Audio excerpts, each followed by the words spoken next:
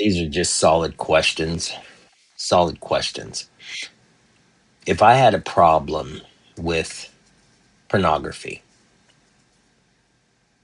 and the church knew about it, should I be allowed to teach?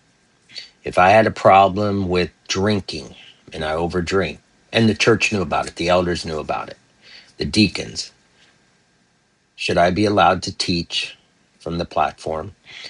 If I have a problem with drugs, should I be allowed to teach at a church and give a Sunday sermon? Say if I had a problem with smoking and the elders knew about it, shouldn't I be allowed to teach from the pulpit? Shouldn't I be allowed? It's my choice. I'm born again. It's my choice. What's the problem? Is that a sin?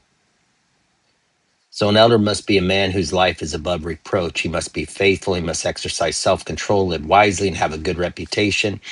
He must enjoy having guests. He must not be a heavy drinker or violent. He must be gentle, not quarrelsome. He must manage his own family. For if a man cannot manage his own household, you know, how can he take care of a church? An elder must not be a new believer because he might become proud and the devil would cause him to fall. Also, people outside the church must speak well of him so that he will not be disgraced and fall into the devil's trap. These are just questions. If I give a sermon on a platform, on the pulpit on a Sunday, and I go in the parking lot and I smoke, ain't that my right? Who am I hurting? Do I have a problem? Is that an addiction problem?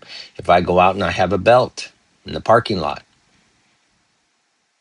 and I gave the sermon, don't I have that right to still continue to preach and lead by example? What's the problem? And the church knows. I mean, you're smoking in the parking lot after you give your Sunday sermon. You're traveling to churches and speaking. Isn't that my right? I'm born of the Holy Spirit. Is that a problem? Is my thinking off? Am I off kilter? I have that right. I'm born of the Holy Spirit. Once saved, always saved. And the pastor's fine with it. What's the big deal? What about if the pastor smokes periodically? What's the big deal? Do I have a problem? These are questions that's hitting the church right now. If they're the church of Jesus, if they are walking straight, what's the big deal? Is there a problem?